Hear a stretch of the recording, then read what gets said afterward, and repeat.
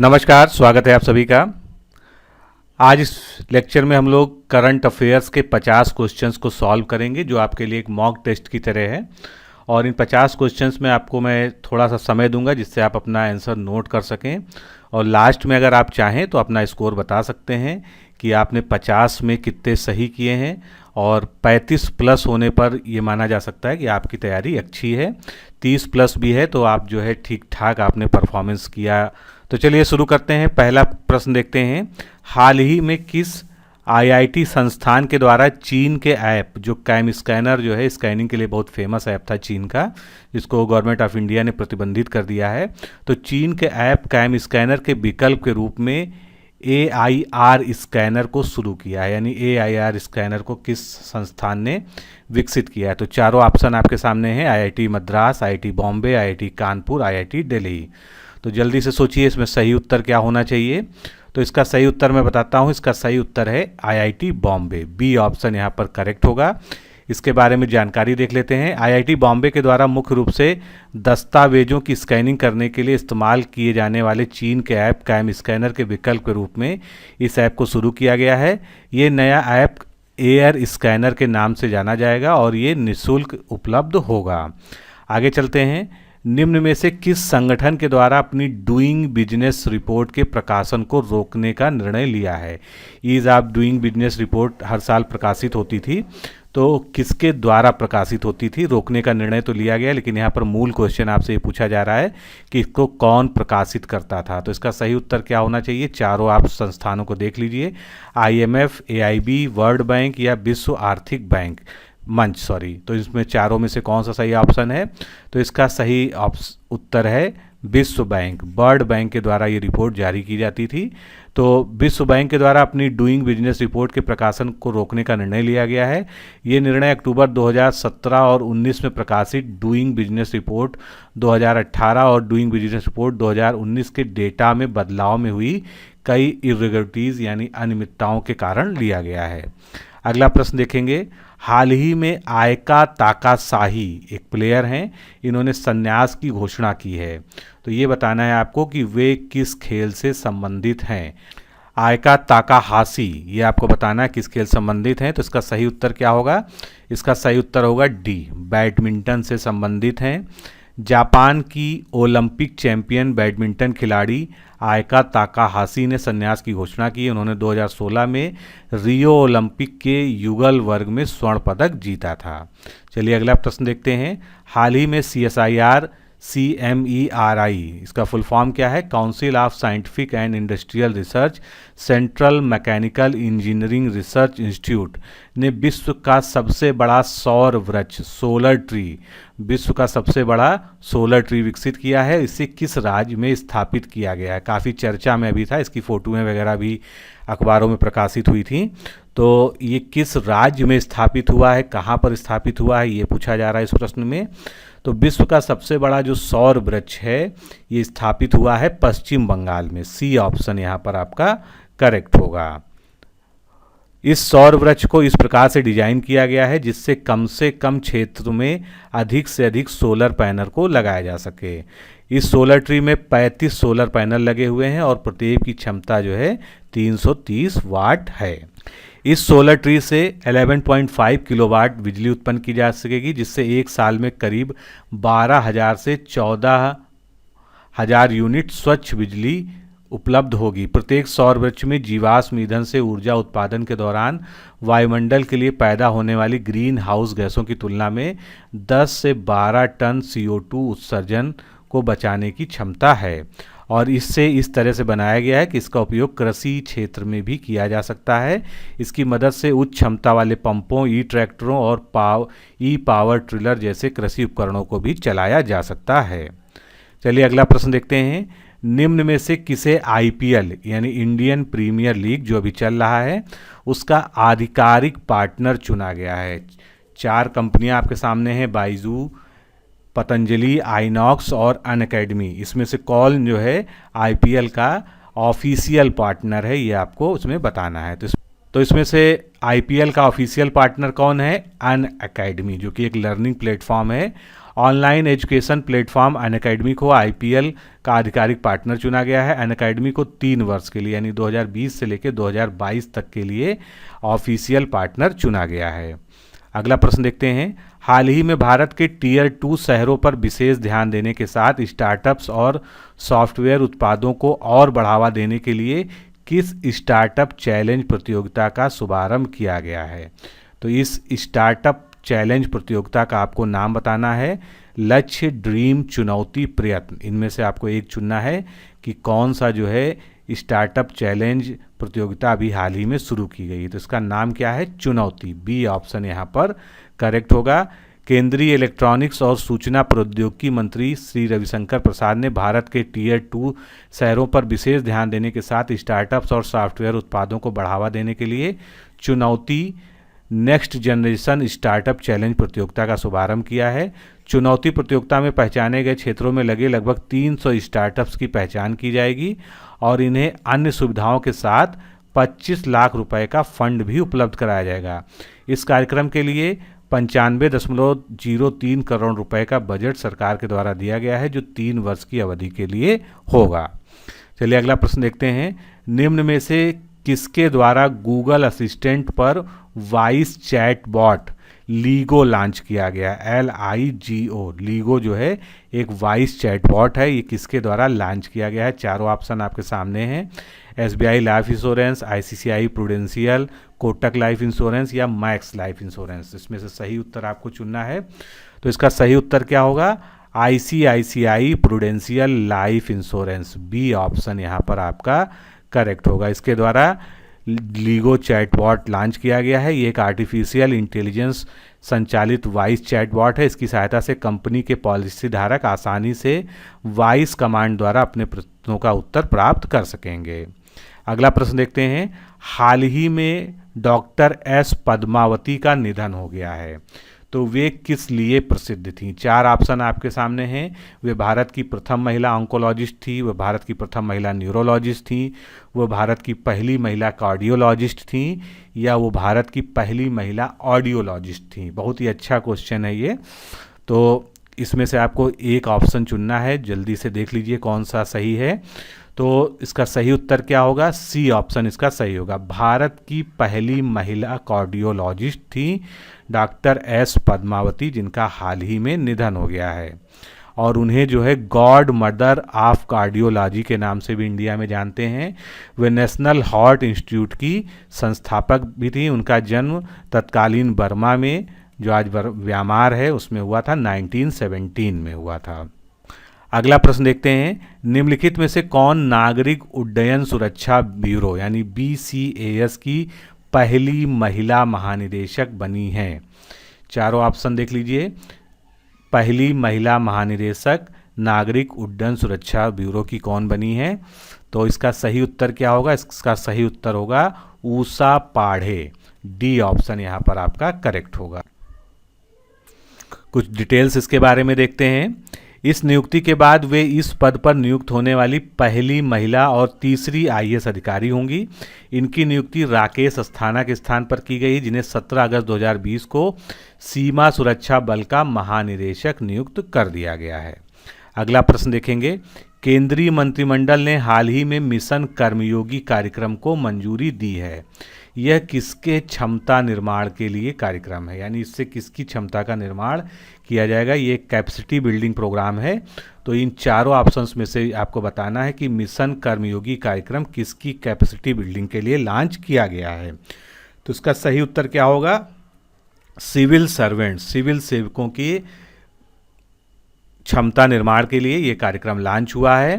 केंद्र द्वारा राष्ट्रीय सिविल सेवा क्षमता विकास कार्यक्रम, जिसको हम इंग्लिश में कहेंगे national programme for civil service capacity building, को शुरू करने की मंजूरी दी गई है। ये सिविल सेवा क्षमता विकास के लिए नई राष्ट्रीय अवसंरचना है, जिसका उद्देश्य दक्षतापूर्ण सार्वजनिक सेवा प्रदान करने के लिए व्यक्तिगत, संस्थागत और प्रक्रिया के स्तर पर क्षमता विकास व्यवस्था में सुधार लाना है।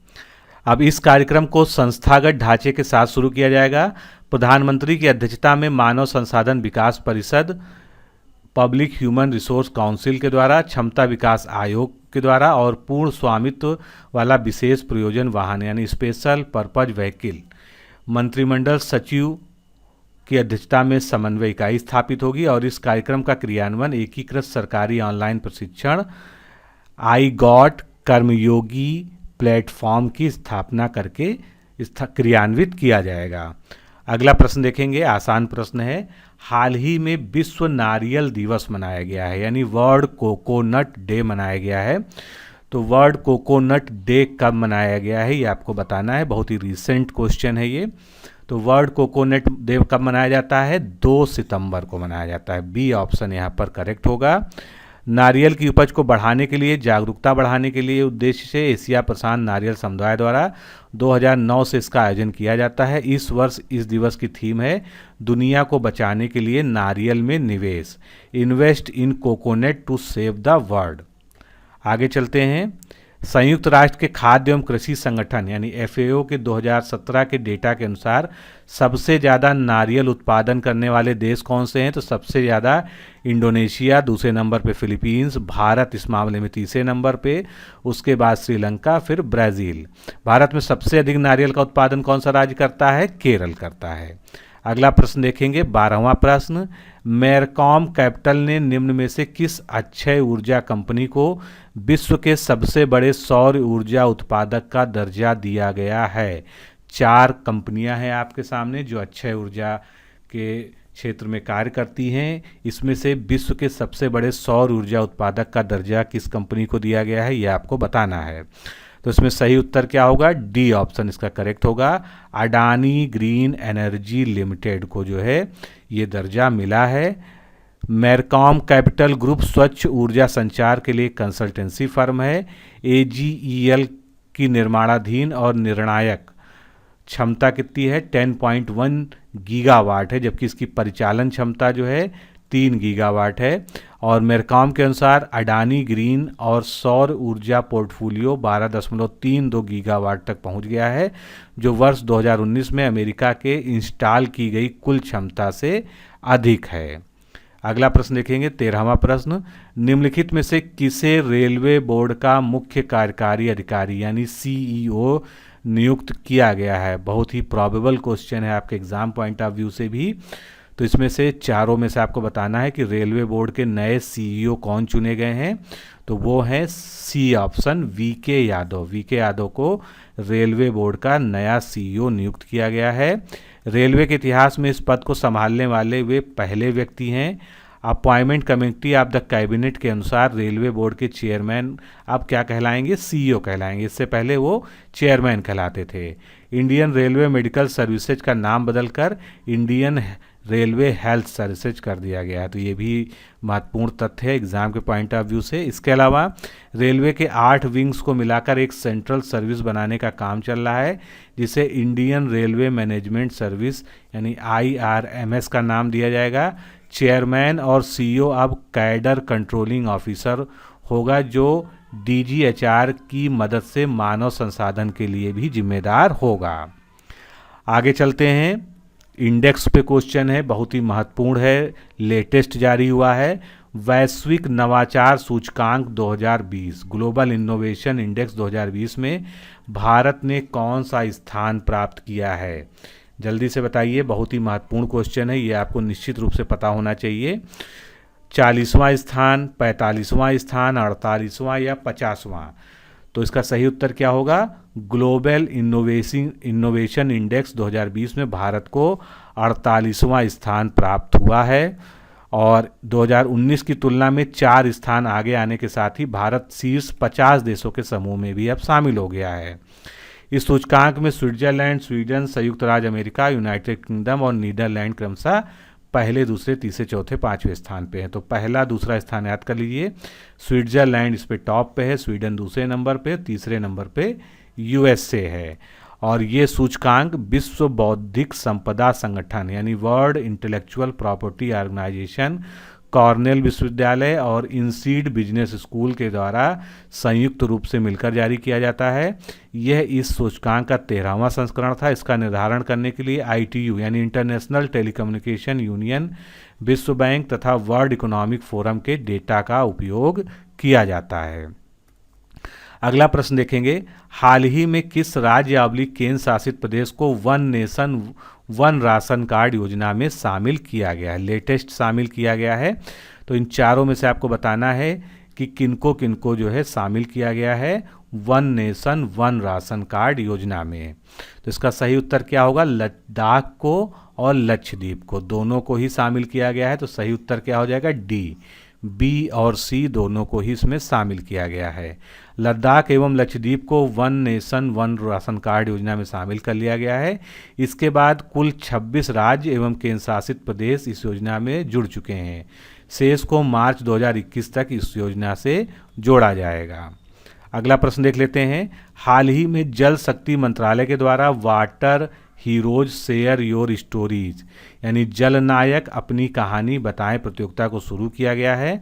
वर्तमान में इस मंत्रालय के राज्य मंत्री कौन है, यानी जल शक्ति मंत्रालय के राज्य मंत्री कौन है भारत सरकार के, ये आपको बताना है।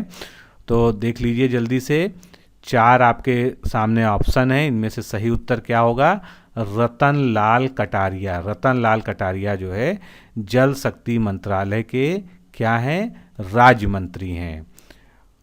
इसका उद्देश्य जल संरक्षण को जन आंदोलन बनाना और पानी के प्रति चेतना को मजबूती प्रदान करना है। सभी चयनित प्रविष्टियों को 10,000 रुपये का नगद पुरस्कार और प्रमाण पत्र दिया जाएगा। किसके लिए, water heroes share your stories प्रतियोगिता के लिए। अगला प्रश्न, हाल ही में जम्मू कश्मीर की आधिकारिक भाषा में कौन सी एक नई आधिकारिक भाषा को जोड़ दिया गया है। बहुत ही अच्छा क्वेश्चन है। 4 ऑप्शन आपके सामने हैं, कश्मीरी भाषा को, हिंदी भाषा को, डोगरी को या सभी को। तो इसमें से जम्मू कश्मीर की आधिकारिक भाषा में कौन सी नई आधिकारिक भाषा को जोड़ा गया है, इन सभी को, यानी कश्मीरी को, हिंदी को, डोगरी को, सभी को जोड़ दिया गया है। जम्मू और कश्मीर की आधिकारिक भाषा में उर्दू और अंग्रेजी के साथ साथ अब कश्मीरी, डोगरी और हिंदी भाषा को जोड़ दिया गया है। केंद्रीय मंत्रिमंडल ने जम्मू और कश्मीर राजभाषा विधेयक 2020 को मंजूरी प्रदान की है और इसे अमल में लाने के लिए संसद सत्र में एक विधेयक लाया जाएगा। नेक्स्ट करंट अफेयर्स का क्वेश्चन देखते हैं, निम्न में से किस क्षेत्र के लिए पूरे देश में green term ahead market GTAM को लॉन्च किया गया है। GTAM किस क्षेत्र में लॉन्च हुआ है, तो एनर्जी से रिलेटेड है। आप जो है थोड़ा सा इसमें सोचेंगे तो आपको सही उत्तर मिल जाएगा। तो पूरे देश में ग्रीन टर्म अहेड मार्केट को लॉन्च किया गया है, किससे, विद्युत के क्षेत्र में। बी ऑप्शन इसका करेक्ट होगा। विद्युत क्षेत्र के लिए पूरे देश में ग्रीन टर्म अहेड मार्केट को लॉन्च किया गया है। इसे केंद्रीय विद्युत तथा नवीन एवं नवीकरणीय ऊर्जा मंत्री राजकुमार सिंह के द्वारा लॉन्च किया गया। इस प्लेटफॉर्म की शुरुआत नवीकरणीय समृद्ध राज्यों पर बोझ कम करेगी। ये अपने नवीकरणीय खरीद दायित्व से नवीकरणीय ऊर्जा क्षमता को और अधिक विकसित करने के लिए उन्हें रियायत देकर प्रोत्साहित करेंगी। इस प्लेटफॉर्म से पूरे देश के बाजार तक पहुंच प्राप्त करने से नवीकरणीय ऊर्जा विक्रेताओं को भी लाभ होगा। चलिए अगला प्रश्न देखते हैं, हाल ही में पूर्व क्रिकेटर डेविड कैपेल का निधन हो गया है। तो ये डेविड कैपेल किस देश से जुड़े थे, यानी किस देश के खिलाड़ी थे, ऑस्ट्रेलिया के, इंग्लैंड के, साउथ अफ्रीका के या न्यूजीलैंड के। चारों ऑप्शंस में से जल्दी से अपना ऑप्शन बताइए। तो इसका सही उत्तर क्या होना चाहिए, इसका सही उत्तर होगा सी, इंग्लैंड। डेविड कैपेल जो है इंग्लैंड के पुराने प्लेयर थे क्रिकेट के, और उन्होंने इंग्लैंड के लिए 1987 से लेकर 1990 तक खेलते हुए लगभग 15 टेस्ट और 23 101 दिवसीय अंतर्राष्ट्रीय मैच खेले थे। चलिए अगला प्रश्न आ गया आपके सामने, 20वां प्रश्न, निम्न में से कौन पंजाब और सिंध बैंक के नए MD और CEO नियुक्त हुए हैं। तो पंजाब एंड सिंध बैंक के MD और CEO किसको बनाया गया है, सही उत्तर क्या होगा इसका, बी ऑप्शन सही होगा, S कृष्णन को।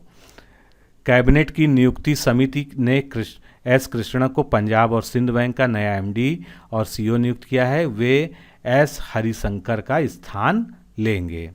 अगला प्रश्न देखते हैं, हाल ही में हिमचे मेचीची को किस देश के प्रधानमंत्री के रूप में नियुक्त किया गया है? नाम से थोड़ा सा अंदाज़ा लगाने की कोशिश कीजिए। हिमचे मिचिची, लेबनान, इजराइल, इराक या ट्यूनेशिया। चारों में से सही उत्तर को चुनिए। तो इसमें से किस देश के प्रधानमंत्री के रूप में इनको नियुक्त किया गया है? हिमचे मिचिची को ट्यूनीशिया के नए प्रधानमंत्री बने हैं हिमचे मिचेची। हिमचे मिचेची की नियुक्ति ट्यूनीशिया के राष्ट्रपति कैस सैयद के द्वारा की गई है। जुलाई 2020 में हितों के टकराव के कारण पूर्व प्रधानमंत्री इलियास फॉक ने अपने पद से इस्तीफा दे दिया था। चलिए अगला प्रश्न देखते हैं, 22वां प्रश्न। हाल ही में कार्मिक एवं प्रशिक्षण विभाग ने कितने नए खेलों को सरकारी नौकरी हेतु एथलीट कोटे में शामिल किया है, यानी एथलीट कोटे में उनको और जोड़ दिया गया है जिससे सरकारी नौकरी इन खेलों के खिलाड़ियों को भी मिल सके। तो इसका सही उत्तर क्या होगा? 20 नए खेल जो है एथलीट कोटे में शामिल किए गए हैं। केंद्र सरकार के कार्यकलापों में प्रतिभाशाली खिलाड़ियों की नियुक्ति के लिए पात्र खेलों की संख्या बढ़ाकर अब 43 से कितनी हो गई है? 63। तो ये भी याद रखिएगा, अब जो है इसमें 63 खेल हो गए हैं और ये सारे जो नए खेल जोड़े गए हैं यहाँ पर लिखा हुआ है। तो ये 20 नए खेलों के नाम यहाँ पर लिखे हैं, आप इसको पॉज करके पढ़ भी सकते हैं। चलिए अगला प्रश्न देखेंगे।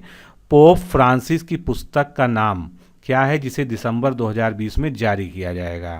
क्योंकि ये चर्चा में आ गई है, पहले से ही विवादों से घिर गई है, तो इस तरह के प्रश्न आपसे पूछे जा सकते हैं। ये पोप फ्रांसिस के द्वारा लिखी गई है, तो इस पुस्तक का क्या नाम है? सी ऑप्शन करेक्ट होगा। Let's us dream the path to a better future, ये जो है करेक्ट आंसर है।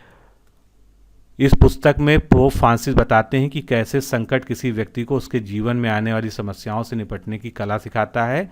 पुस्तक साइमन और स्टूटर द्वारा प्रकाशित की जा रही है और इसे अंग्रेजी और स्पेनिश जो है एडिशंस में जारी किया जाएगा। अगला प्रश्न देखते हैं। हाल ही में बंगाल की खाड़ी में भारतीय नौसेना और रूसी नौसेना ने कौन सा द्विवार्षिक द्विपक्षीय समुद्री अभ्यास शुरू किया है? बहुत ही प्रॉबेबल क्वेश्चन है, इसी तरह के प्रश्न आजकल पूछे जा रहे हैं। तो बंगाल की खाड़ी में भारतीय नौसेना और रूसी नौसेना के बीच कौन सा अभ्यास हुआ है? इंद्र नेवी, डी ऑप्शन इसका करेक्ट होगा। ये हर 2 साल पे होने वाला अभ्यास है और ये बाइलेटरल है, द्विपक्षीय है। तो बंगाल की खाड़ी में भारतीय नौसेना और रूसी नौसेना का इंद्र नेवी द्विवार्षिक द्विपक्षीय समुद्री अभ्यास शुरू हुआ। यह अभ्यास का 11वां संस्करण है। इसका आयोजन 4 से 5 दिसंबर तक किया जाएगा। आगे चलते हैं। हाल ही में किस देश ने पाकिस्तान के लिए नो आर्म्स सप्लाई की नीति का पालन करने की घोषणा की है?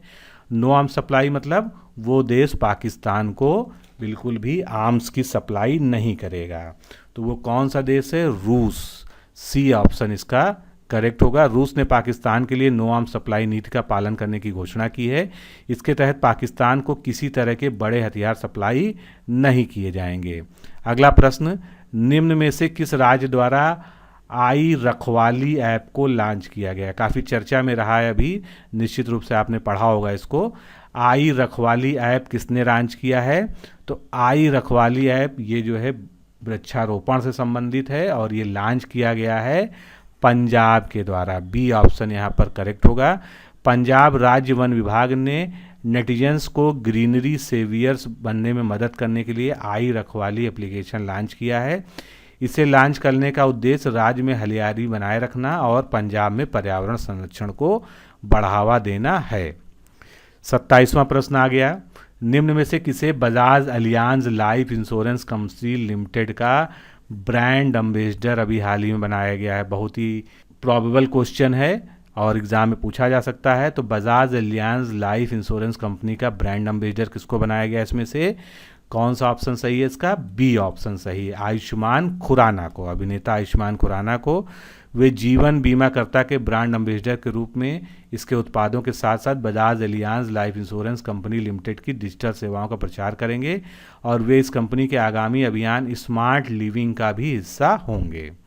चलिए अगला प्रश्न देखते हैं। अंतर्राष्ट्रीय दान दिवस यानी इंटरनेशनल डे ऑफ चैरिटी 2020 कब मनाया गया? 2 सितंबर, 3 सितंबर, 4 सितंबर, 5 सितंबर, इनमें से आपको एक ऑप्शन चुनना है। कौन सा ऑप्शन सही होगा? जल्दी से अपना उत्तर दीजिए। तो अंतर्राष्ट्रीय दान दिवस कब मनाया गया? 5 सितंबर को, डी ऑप्शन यहाँ पर करेक्ट होगा। यह दिवस स्वयंसेवी और लोक हितैषी कार्यक्रमों के माध्यम से दूसरों की मदद करने के लिए दुनिया भर के लोगों, गैर सरकारी संगठनों और हितधारकों के संवेदनशील बनाने और जुटाने के लिए मनाया जाता है। संयुक्त राष्ट्र ने 5 सितंबर 1997 को कोलकाता में हुए मदर टेरेसा के निधन की वर्षगांठ को चिन्हित करने के लिए वर्ष 2012 में इस दिवस को मनाने की घोषणा की थी। यानी 2012 में ये पहली बार घोषित हुआ था। और मदर टेरेसा को 1979 में गरीबी और संकट से उबरने के संघर्ष के लिए कार्य के लिए शांति का नोबेल से सम्मानित किया गया था। चलिए अगला प्रश्न देखते हैं। 29वां क्वेश्चन, निम्नलिखित में से किस राज्य के राष्ट्रीय उद्यान और टाइगर रिजर्व में 3000 हेक्टेयर से अधिक क्षेत्र को अभी हाल ही में जोड़ा गया है? यानी ये जो है उसके टाइगर रिजर्व क्षेत्र में बढ़ोतरी की गई है। तो इसका सही उत्तर क्या होगा? इसका सही उत्तर होगा असम, बी ऑप्शन यहाँ पर करेक्ट होगा। असम के काजीरंगा राष्ट्रीय उद्यान और टाइगर रिजर्व में 3000 हेक्टेयर से अधिक क्षेत्र को जोड़ा गया है। यह वन्यजीव क्षेत्रों को बेहतर बनाने और भविष्य में मानव वन्यजीव संघर्ष में कमी लाने में सहायक होगा। अगला प्रश्न, हाल ही में जारी Times Higher Education University Ranking 2021 में कितने भारतीय विश्वविद्यालयों को स्थान प्राप्त हुआ है? सही उत्तर क्या होगा? तो Times Higher Education University Ranking 2021 में 63 भारतीय विश्वविद्यालयों को, 63 इंडियन यूनिवर्सिटीज़ को स्थान मिला है। और देश का प्रतिष्ठित संस्थान IISc बेंगलुरु ये 301 से 350 भारतीय विश्वविद्यालयों की सूची में शीर्ष स्थान पे है। IIT रोपड़ और IIT इंदौर भारतीय विश्वविद्यालयों की सूची में क्रमशः दूसरे और तीसरे स्थान पे है। तो अगर आपको इंडियन यूनिवर्सिटीज़ की रैंकिंग पूछी जाएगी तो आप जो है IISc बेंगलुरु टॉप पर है, उसके बाद जो है इंदौर, उसके बाद IIT रोपड़ और उसके बाद IIT इंदौर तीसरे नंबर पे है। और इस रैंकिंग में ऑक्सफोर्ड यूनिवर्सिटी को शीर्ष स्थान प्राप्त हुआ है। पिछले वर्ष की तुलना में इस बार भारतीय विश्वविद्यालयों की संख्या में 14 की बढ़ोतरी हो गई, जो कि भारतीय यूनिवर्सिटीज रैंकिंग में पहली बार जगह बनाने में कामयाब हुई हैं।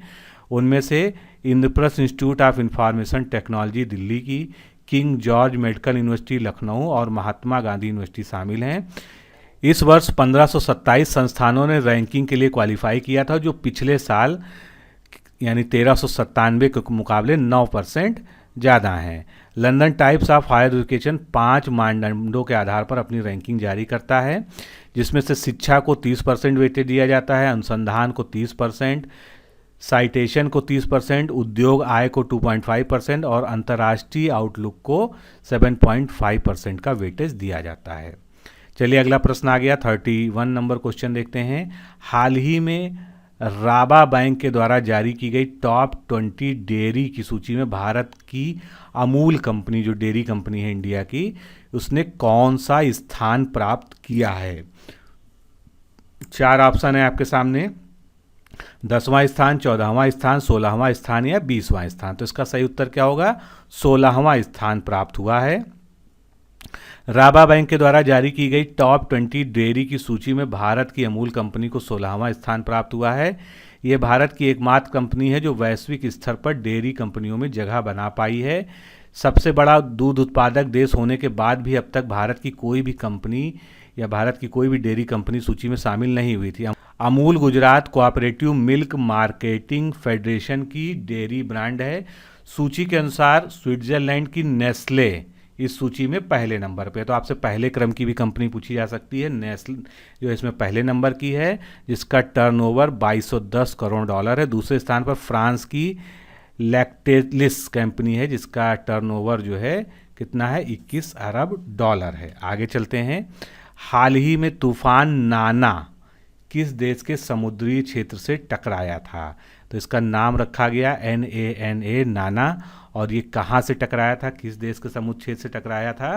तो इसका सही उत्तर क्या होगा? बेलीज।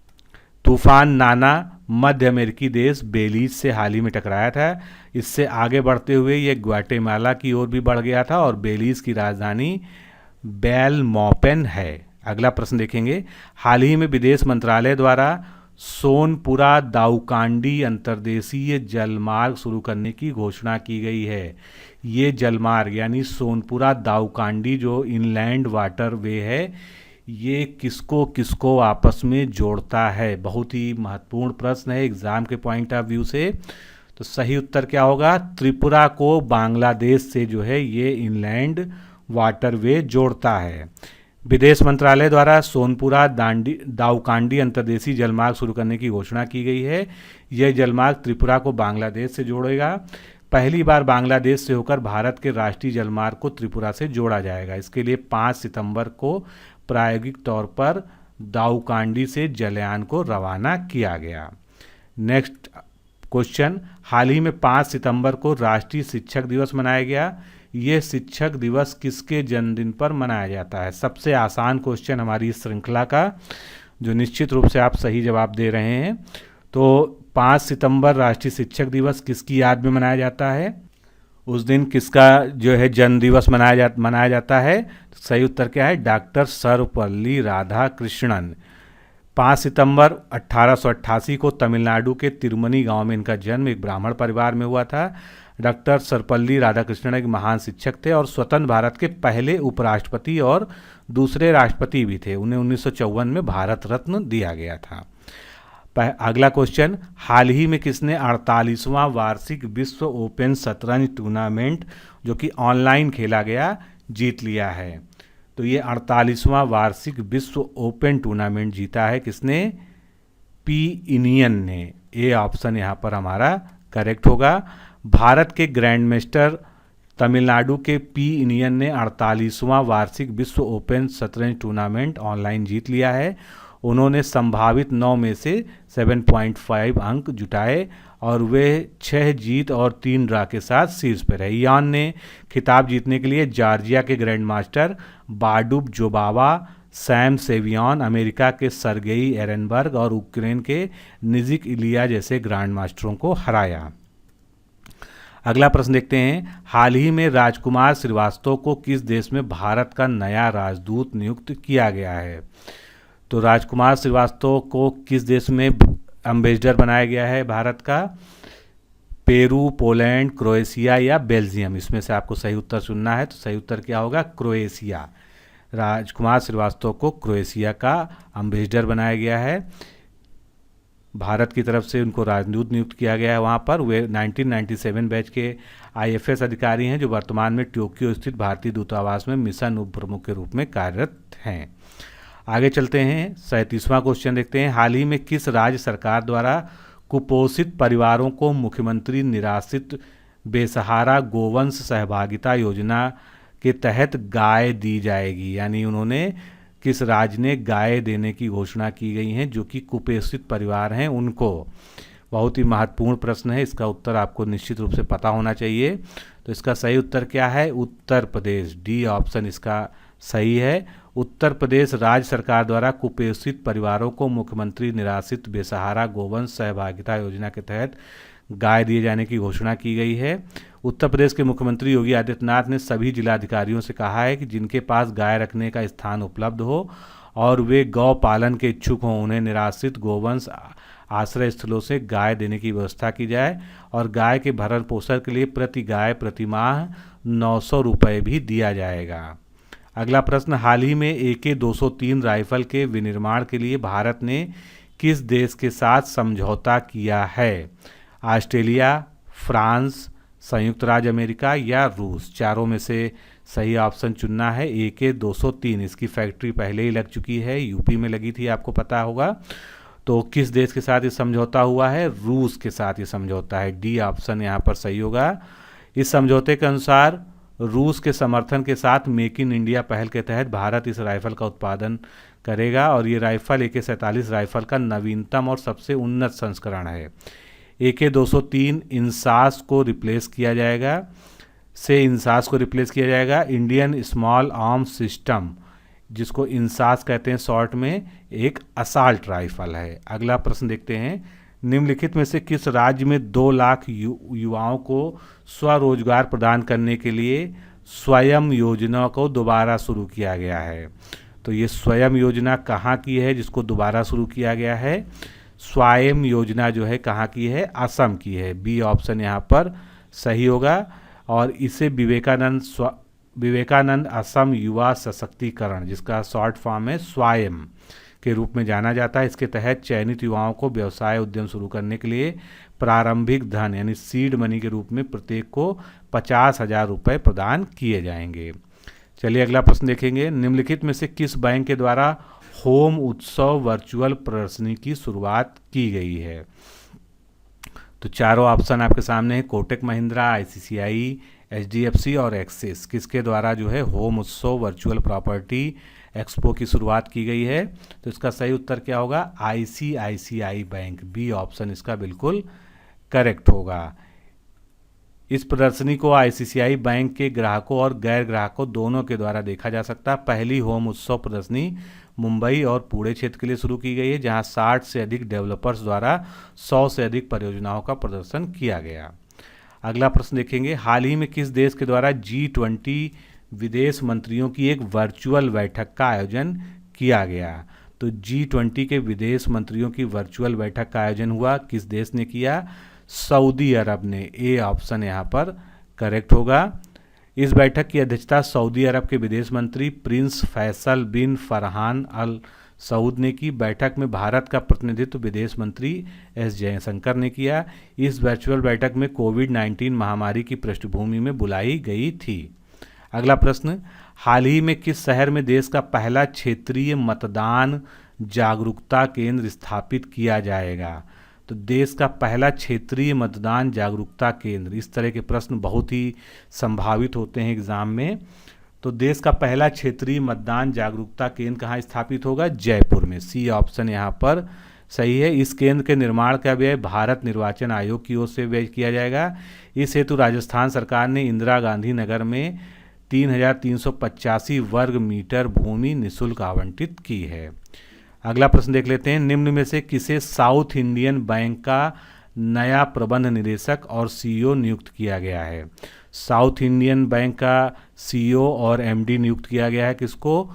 मुरली राम कृष्णन को। बी ऑप्शन यहाँ पर हमारा करेक्ट होगा। उनकी यह नियुक्ति 1 अक्टूबर 2020 से 3 साल के लिए की गई है। अगला प्रश्न। हाल ही में किस राज्य सरकार द्वारा नई सूचना प्रौद्योगिकी नीति 2020 को मंजूरी दी गई है? बहुत ही महत्वपूर्ण क्वेश्चन है ये।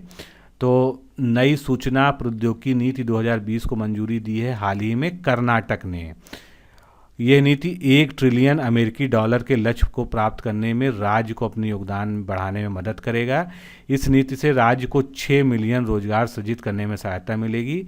इस नीति को 2020 और 2025 के बीच में लागू किया जाएगा। यह नीति का मुख्य लक्ष्य आईटी उद्योग को भारत के $1 ट्रिलियन की व्यवस्था बनने के लक्ष्य में 30% योगदान देना है। भारत का कितना लक्ष्य है? $5 ट्रिलियन इकोनॉमी का लक्ष्य है। अगला प्रश्न। हाल ही में आया तूफान मयस्क निम्न में से किस देश से टकराया? मयस्क किसके टकराया? दक्षिण कोरिया से। सी ऑप्शन यहाँ पर सही होगा।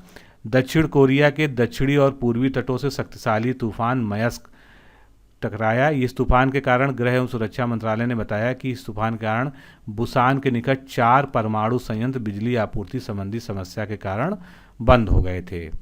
अगला प्रश्न। अमेरिका के राष्ट्रपति डोनाल्ड ट्रंप ने विलमिंगटन को विश्व युद्ध 2 का पहला विरासत शहर हेरिटेज सिटी घोषित किया गया है। तो ये जो विलमिंगटन शहर है इसके बारे में आपको बताना है कि यह शहर अमेरिका के किस राज्य में स्थित है, जिसे विश्व युद्ध वर्ल्ड वार सेकेंड का जो है पहला विरासत शहर बनाया गया है। तो ये कौन सा है? नॉर्थ कैरोलिना स्टेट में है। ये कौन सा शहर है? विलमिंगटन। यह घोषणा द्वितीय विश्व युद्ध के अंत की 75वीं वर्षगांठ के अवसर पर डोनाल्ड ट्रंप के द्वारा की गई। अगला प्रश्न। हाल ही में किस राज्य सरकार द्वारा ऑनलाइन गेम रमी और पोकर पर प्रतिबंध लगाया गया है, जिससे वहाँ पर जुआ खेलने की शिकायतें आ रही थीं, उसकी वजह से ये ऑनलाइन गेम को जो है बंद कर दिया गया है। तो ये ऑनलाइन गेम पर प्रतिबंध किसने लगाया है? आंध्र प्रदेश ने। आंध्र प्रदेश राज्य सरकार द्वारा युवाओं को गलत रास्ते पर ले जा रहे ऑनलाइन गेम रमी और पोकर पर प्रतिबंध लगा दिया गया है। कैबिनेट के निर्णय के अनुसार ऑनलाइन जुए के आयोजकों को पहली बार अपराध के लिए दंडित करने के अलावा 1 साल की जेल जाना होगा और दूसरी बार अपराध अगर वो करेंगे तो जुर्माने के साथ 2 साल की सज़ा होगी। ऑनलाइन गेम खेलते हुए पकड़े गए लोगों को 6 माह की सज़ा दी जाएगी। 48वां प्रश्न देखते हैं। हाल ही में जानी बख्शी का निधन हो गया है। तो जानी बख्शी एक जो है बहुत ही मशहूर कलाकार थे। वे किस क्षेत्र से जुड़े रहे हैं, इसका आपको उत्तर देना है। राजनीति से, खेल से, लेखन से, या वे निर्माता निर्देशक थे। तो इसमें से कौन सा ऑप्शन सही है? जॉनी बख्शी जो है निर्माता निर्देशक थे। डी ऑप्शन सही है। फिल्म निर्माता निर्देशक जॉनी बख्शी का निधन हो गया है। मंजिलें और भी हैं, रावण और फिर तेरी कहानी आदि आई जैसी फिल्मों का उन्होंने निर्माण किया है। डाकू और पुलिस और खुदाई 2 फिल्मों का उन्होंने निर्देशन भी किया है। निम्न में से कौन सा खिलाड़ी SBO top sports book brand के पहले क्रिकेट एम्बेसडर बन गए हैं? तो SBO top sports book brand का पहला क्रिकेट एम्बेसडर कौन बन गया इनमें से? Devon Bravo. बी ऑप्शन यहाँ पर सही है। कहाँ के प्लेयर हैं ये? वेस्ट इंडीज़ के प्लेयर हैं डेवन ब्रावो। और एसबीओ टॉप एक वैश्विक ऑनलाइन बैटिंग प्लेटफॉर्म है जो अपने ग्राहकों को डेस्कटॉप और मोबाइल दोनों पर अपने उत्पाद जैसे game, live casino, slot game का ई गेमिंग का अनुभव कराता है। ये Isle of Man betting group Celton Manx के द्वारा संचालित है। अगला प्रश्न देखते हैं। निम्नलिखित में से किसके द्वारा N95 मास्क कीटाणु रहित करने के लिए चक्र डी कोव डिवाइस को लॉन्च किया गया है? तो N95 मास्क को कीटाणु रहित करने के लिए चक्र डी कोव डिवाइस को लॉन्च किया किसने? आईआईटी दिल्ली ने। बी ऑप्शन हमारा करेक्ट होगा। आईआईटी दिल्ली के इंक्यूबेटेड स्टार्टअप चक्र इनोवेशन ने N95 मास्क को कीटाणु रहित करने के लिए विशेष डिकमेंटेशन चेक विद ड्यूकोव डिवाइस लॉन्च किया है। डिवाइस को कैबिनेट के आकार का बनाया गया है। एक ऐसी डिवाइस है जो 10 मिनट में मास्क को दोबारा इस्तेमाल करने लायक बना सकती है। साथ ही बायोमेडिकल वेस्ट को घटाने का काम करेगी। शोधकर्ताओं के दावे के अनुसार ये डिवाइस मास्क में मौजूद वायरस और बैक्टीरिया को 99.99% तक खत्म कर देगा। तो दोस्तों आज की श्रृंखला को यहीं समाप्त करते हैं। 50 प्रश्नों को हमने देखा और अगली सीरीज में भी हम 50 प्रश्नों को देखेंगे। अगर आप लोग का इंटरेस्ट रहा तो इस तरह के कम से कम 4 जो है टेस्ट हम लगातार कराएंगे। तो अगर आपने इसको जो है सॉल्व किया हो साथ ही में तो कितना स्कोर आपका रहा, 50 में से आपने कितने जो है क्वेश्चंस को सही किया, कमेंट में ज़रूर बताइएगा। तो अभी के लिए इतना ही। नमस्कार, धन्यवाद। दोस्तों अगर आप लोअर पीसीएस मुख्य परीक्षा 2019 देने जा रहे हैं तो आप हमारे संस्थान के द्वारा डिजाइन किए गए इस क्रैश कोर्स से जुड़ सकते हैं, जो कि आपको टेस्ट सीरीज, वीडियो लेक्चर्स और नोट्स के माध्यम से इस परीक्षा की संपूर्ण पाठ्यक्रम की तैयारी करवाएगा। इस क्रैश कोर्स के 2 मुख्य भाग हैं। पहला टेस्ट सीरीज है। टेस्ट सीरीज में जो है आप 11 फुल टेस्ट जो पूरे सिलेबस पर आधारित है मिलेंगे आपको, और 5 करंट अफेयर्स के अतिरिक्त टेस्ट मिलेंगे। जितने भी टेस्ट आपको मिलेंगे उनकी व्याख्यात्मक हल सहित आपको पीडीएफ मिलेगी। ये टेस्ट ऑनलाइन आप हमारे ऐप पर या वेबसाइट पर किसी भी प्रकार से दे सकते हैं। व्याख्यात्मक हल वाली पीडीएफ में प्रश्न उत्तर के फॉर्मेट में आपको संपूर्ण नोट्स प्रोवाइड किया जाता है। किस तरह का ये नोट्स है आप देख सकते हैं। तो ये आपके सामने जो है UPSSC lower PCS mains exam के लिए जो हमने टेस्ट सीरीज़ तैयार की है उसका डेमो पीडीएफ यानी टेस्ट 1 खुला हुआ है। और आप देख सकते हैं कि इस सेगमेंट में जो भी क्वेश्चन हमने सेलेक्ट किए हैं उसका पहले हमने उत्तर दिया है, उसकी व्याख्या लिखी है, और व्याख्या से संबंधित जो भी महत्वपूर्ण चीज़ें हैं उसको संपूर्णता के साथ जो है नोट्स के फॉर्म में वहाँ पर आपको दे दिया गया। तो मात्र ये टेस्ट सीरीज नहीं है, ये अपने आप में संपूर्ण नोट्स है। आप देख सकते हैं इसी प्रकार जो है सभी प्रश्नों की आपको व्याख्या मिलेगी।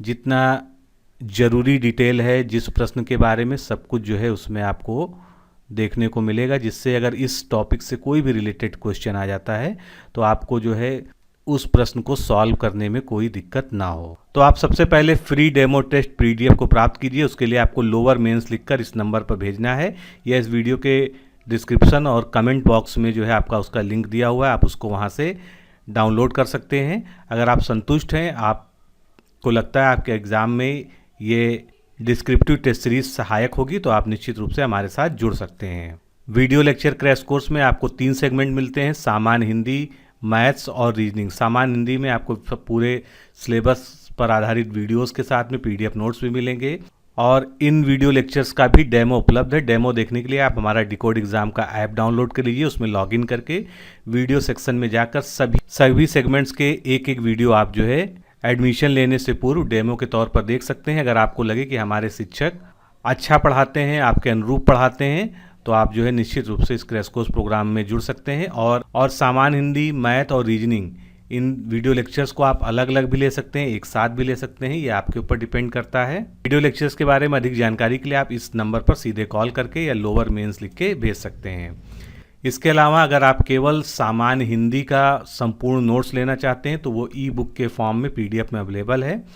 उसके लिए आप लोअर हिंदी पीडीएफ बुक लिखकर इस नंबर पर भेज दीजिए। इसमें मुख्य परीक्षा के अनुरूप सामान्य हिंदी के सभी चैप्टर्स को पाठ्यक्रम के अनुसार जो है 100% कवर किया गया है, पूरा नोट्स दिया जाएगा। ये आप देख सकते हैं 300 से अधिक पन्ने की ये पीडीएफ है, जिसमें आपको जो है सारे चैप्टर्स जो है क्रमबद्ध तरीके से जो आपके सिलेबस में है वो आपको उपलब्ध कराए जाएंगे। किसी भी अन्य जानकारी के लिए आप सीधे हमारे सर्विस नंबर 9506742546 पर कॉल करके बात कर सकते हैं।